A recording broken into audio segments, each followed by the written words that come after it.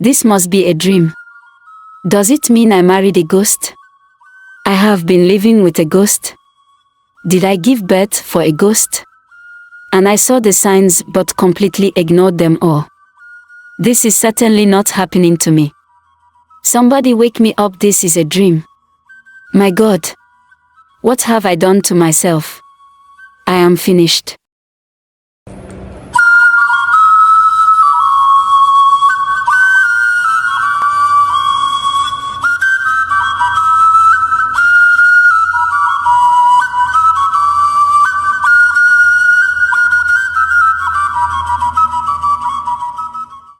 In a small village in Tani, Charles was known to everyone. He was a young, talented, and intelligent man, dedicated to God and humanity. Despite facing numerous challenges, Charles's hard work and generosity shone brightly. He established a foundation to help poor children receive an education, a testament to his philanthropic nature. A young man of great virtue and kindness was the pride of his village. His life was a testament to his love for humanity and his dedication to the service of God. Unfortunately, Charles's life was cut short by a tragic accident. He never married or had children, leaving behind grieving parents and a community that deeply felt his loss. When the sad news got to Charles's parents, they were devastated. Charles's mother, once a mother of 5, had lost all her children except Charles. His death was a crushing blow, bringing back the pain of her previous losses. She cried out to God, lamenting the loss of her only surviving child and the end of her lineage. "Oh God, this pain is too much," she cried. "This is my only child alive, why have you taken my only child from me? He was my light in the darkness, my joy in the sadness. Who will bury me now? Who will carry on our family name?" Her husband, equally heartbroken, held her as they both wept, their grief palpable to all who witnessed it. "You used him to console me, and now I am childless again. No one will bury me and my husband when we die, no successor to bear the family name. I see no other reason to live. He was my light in the darkness, my joy in the sadness. Who will bury me now? Who will carry on our family name?" The couple held themselves to their grief. A hush fell over the village as neighbors, friends, and relatives gathered to offer condolences. It was a day of sorrow and despair when the devastating news of Charles's untimely death reached the village. The tragic accident had cut short the life of a promising young man, leaving behind a legacy of generosity, compassion, and selflessness that few could match. The entire village mourned Charles's death. The town was struck by grief, their hearts heavy with sadness. They remembered his good deeds and how he had touched many lives. One villager said, "Charles trained my 3 children in school. Now, I don't know who will help me again. Oh God, why did you allow this to happen to us? Good people do not last long." Tears flowed like a river in the village as they mourned.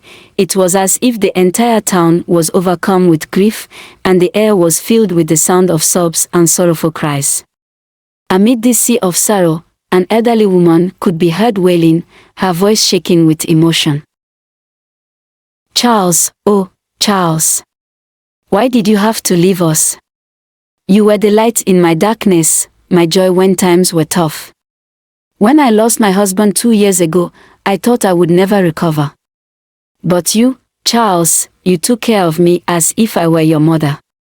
In honor of his memory, the villagers erected a statue of Charles in the marketplace. In a far-away city, lived Alex, a young man known for his good deeds. It was a warm summer day when Alex's eyes first met Stella's. Her beauty was unparalleled, but it was her pure heart that truly captured his soul. Their paths crossed frequently, and before long, they were inseparable. Alex fell in love with Stella, a beautiful young lady with a golden heart. After a short courtship, Alex proposed, and Stella happily accepted. Alex and Stella's love blossomed like a wildflower in spring. They shared laughter, adventures, and dreams of a future. Soon their wedding plans started. One fine evening, under the dappled shade of a tree, Alex and Stella were sharing a peaceful moment together. Seizing the opportunity, Alex began to unburden his heart to his beloved, his voice tinged with sorrow. "Stella, my darling, I have a story to tell you about my past. I come from Tani village, a place that holds bittersweet memories for me. You see, I lost my parents and all my relatives in a tragedy that still haunts me to this day. With no family left in Tani, I stopped returning to my childhood home." "Don't worry, my dear," Stella said, her voice soft and reassuring. "From this day forward, we are a family. You are my family now, and I am yours. Together, we will build a life filled with joy and laughter. And most importantly, we will find peace in each other." Stella and Alex scheduled a lunch date together with Abigail, and it was a very happy union. They went to a fancy restaurant in the town, where they enjoyed themselves and had fun. Stella was overjoyed and shared the news of her engagement with her best friend, Abigail, who congratulated her. "I like him already, he will make a good husband." "I am happy for you, my friend, we have a wedding to plan," she smiled. "Congratulations, my friend." After lunch, Abigail demanded they have a picture together, but Alex declined and told Stella, "I don't like taking pictures, I'm not photogenic at all. When I was little, my friends made mockery of me that I was really ugly in pictures, so since then I told myself that I would not be taking pictures anymore, and please tell my friend." Stella smiled and said, "My love, no problem, she is my friend, I will explain better to her. I will respect your opinion. If you don't want to take pictures, it is okay by me, I respect that." Stella pulled Abigail aside and explained to her that his fiancée was not interested in taking any pictures and that she should respect that. Abigail found it weird but said, "It's your man, if you are happy with that, it's okay." When Abigail got home, she worried about what had happened during the day. She was happy for her friend to find love, but the aspect of not taking pictures she didn't understand. Despite her confusion, Abigail soon realized that her worry was unwarranted. She was not about to let anything put a damper on her friend's joyous occasion. "Stella deserves to be happy," she mused to herself. "If that means respecting Alex's wishes, then so be it." On the day of the wedding, Stella and her family looked beautiful in their best clothes.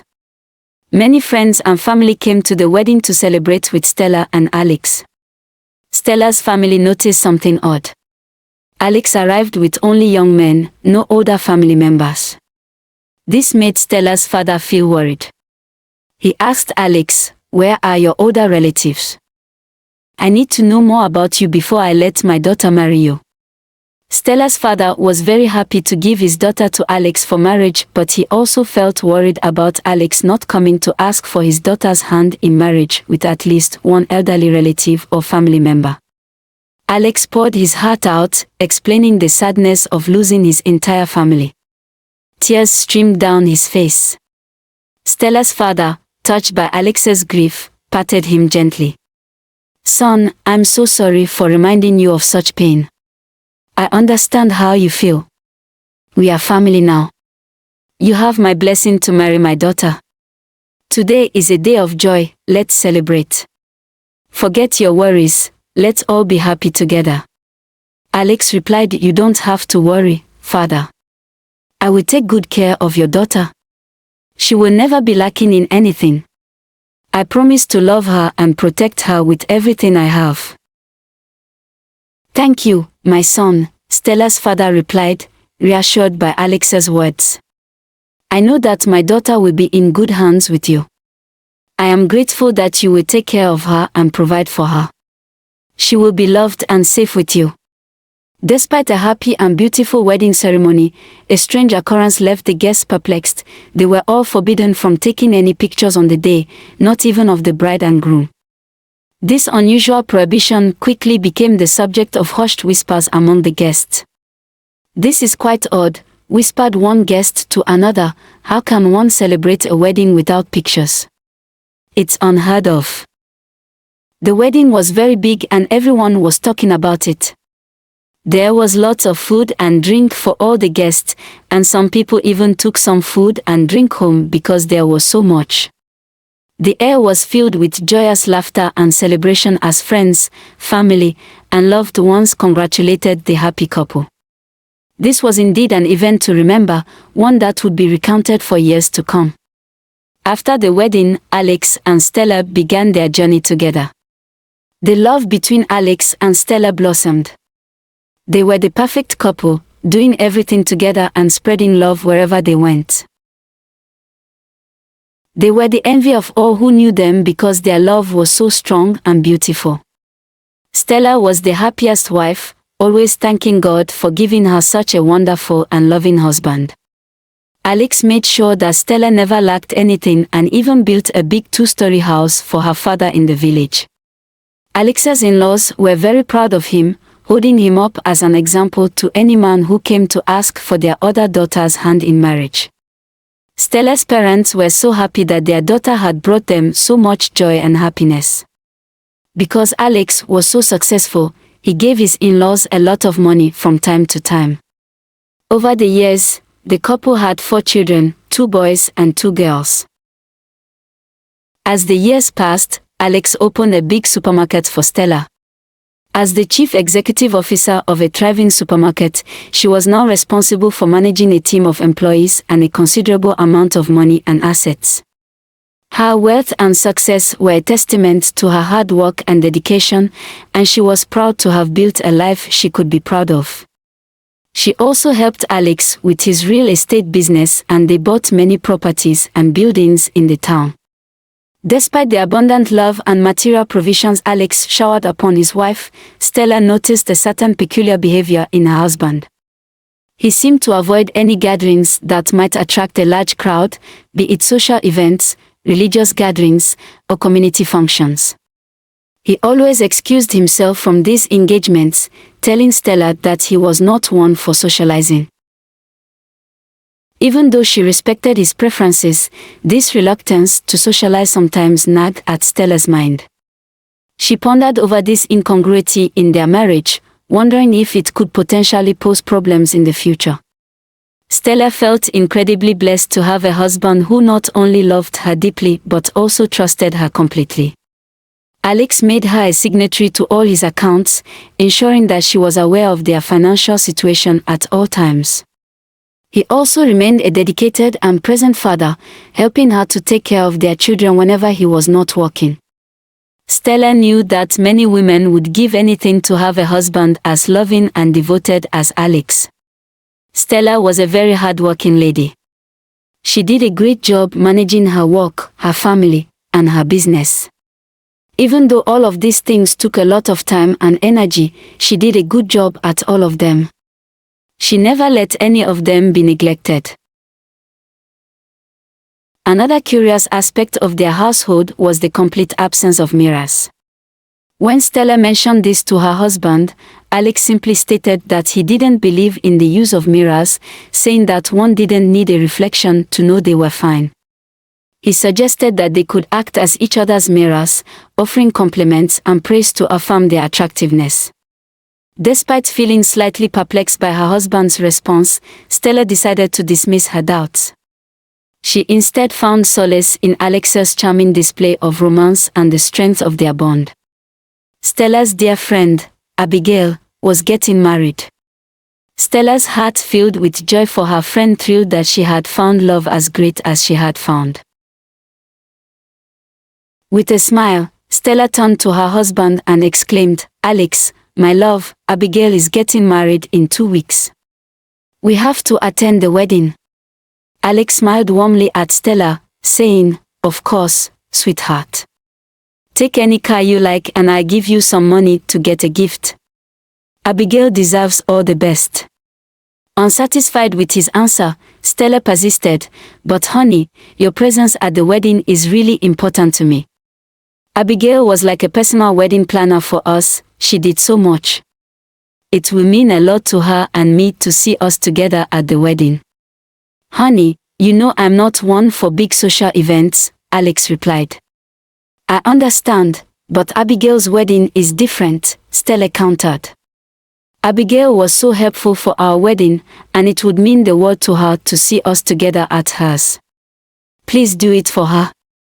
Alex's heart was heavy with concern. He didn't want to do anything that would make Stella sad, but he was not looking forward to attending the wedding. Eventually, he relented and said, "Okay, my love. I'll go with you to the wedding, but we won't stay too long. We'll just go to the reception." Stella's face lit up with joy as she hugged Alex tightly. Thank you so much. You are the best husband."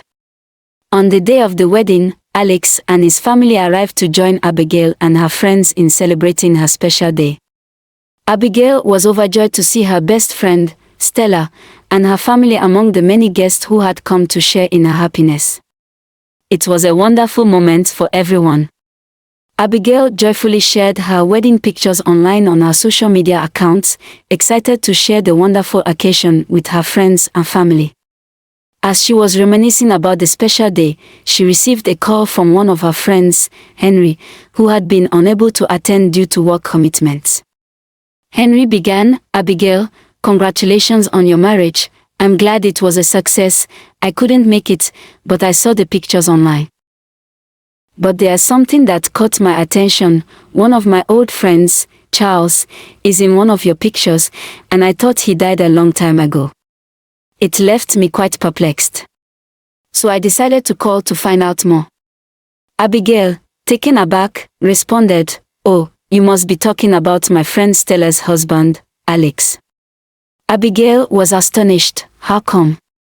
The three friends, Abigail, Henry, and Stella, arranged to meet and discuss their startling revelation. As they all gathered around the table, Abigail began, "Stella, my dear friend, Henry has something to share with us." Henry, gathering his thoughts, then reached for a stack of photographs and carefully placed them on the table before them. "These are pictures I took with Charles when he was still alive," he began, pointing to the first few images. "And this one is from his funeral. You can see that he was truly gone. And this last one is from the accident that took his life." Abigail, for her part, brought the wedding pictures that included Alex. As they looked at the pictures, the similarity was undeniable. Abigail, still shaken by the revelation, led Henry and Stella back to her home, convinced that Alex would be there. "He's usually home on his leave days," Abigail assured them. "I left him just a little while ago to meet you guys. He should be here." They searched the house, room by room, calling Alex's cell phone, but to no avail. The unease grew as they realized that Alex was nowhere to be found. "This can't be," Abigail stammered, her face white with fear. Abigail's hands flew to her mouth in shock as she let out an anguished wail. The weight of the truth hit her like a freight train, and she collapsed to the floor, her face soaked with tears. "Does this mean I'm married to a ghost? That I called a dead man my husband?" she cried out, her voice filled with anguish and disbelief. "Does it mean I have been living with a ghost, raising our children with him? What does this all mean?" As her friends rushed to her side, the pieces began falling into place like a twisted puzzle. She recalled Alex's peculiar behavior, his refusal to have mirrors in the house, and his tendency to keep to himself. Henry shook his head in disbelief. As Abigail continued to cry, she was struck with chilling realizations as the fragments of memory came flooding back. "No wonder, it's all becoming clear now," she cried. Abigail's mind was racing, as each piece of the puzzle fell into place. "When he said he had no family members, no one for me to meet or even visit in his village," she continued, her voice trembling. "When he said he lost everyone. When he refused to attend any social gatherings. When he avoided mirrors and photographs." She began to recall countless instances where Alex had seemed evasive and mysterious. "For years he has treated me like a queen, giving me everything I could ask for," she sobbed, her tears unstoppable. "But all these things, I never saw them." Henry and Abigail hurriedly gathered around the weeping Stella, offering her reassurance and comfort. "We're here for you, Stella," Henry said. "We'll find a way to sort this out. Don't worry, we are going to figure out what's going on." Abigail nodded in agreement, her eyes red with tears as well. "Yes, we are here for you, my dear friend. We'll find out more. At least now we know, and we'll take it from here." "We need to visit Charles's village," Henry announced to Abigail and Stella, hoping to unravel the mystery. Charles's parents still live there. They might be able to shed some light on this. Upon arrival, they were greeted by the aging parents of the late Charles. "Welcome to our home," the elderly couple said as they welcomed the visitors. They recognized Henry as Charles's friend, but the other two ladies were unfamiliar to them. Charles's mother said, her face a mix of confusion and intrigue. "We don't have many visitors these days," Charles's mother said as she invited them inside. "Except for that kind stranger who comes to see us once a month, with food and money. He says he's sent by God. And we didn't have a choice but to accept it since we did not have any other option for the food item from the kind stranger we had been surviving on since my son Charles died." Abigail and Stella introduced themselves and shared the entire story with the old couple. They showed the pictures of Abigail's wedding to the old couple, which immediately caught their attention. Recognizing the face in the pictures, the couple exclaimed in unison, "This is Charles, our son who passed away years ago." Embracing Stella, the old couple shed tears of joy. This moment of reunion was a long-awaited dream come true. With Stella, they found not only a daughter-in-law, but also grandchildren to love and cherish. It was as if their prayers had finally been answered. Charles's parents met their grandchildren, recognizing their resemblance to Charles. They were grateful to be reunited with their family. Despite Alexa's mysterious disappearance, Stella decided to bring Charles's parents to live with her, creating a new, united family. The legacy of Charles lived on through his children, and his parents found solace in their grandchildren. The story of Charles, Alex, and Stella is one of love, loss, and the mysterious ways in which life unfolds. Stella, though initially devastated, found strength in her children and the bond with Charles's parents. Together, they honor Charles's memory, ensuring that his legacy of kindness and generosity continued to inspire the community. This story serves as a reminder that love and good deeds create ripples that can last beyond a lifetime. Charles's life, though short, left a profound impact on everyone he touched. His spirit lived on through his acts of kindness, his children, and the unity of his family. Stella's acceptance of her unique circumstances and her decision to embrace Charles's parents showed the power of love and resilience in the face of unimaginable challenges.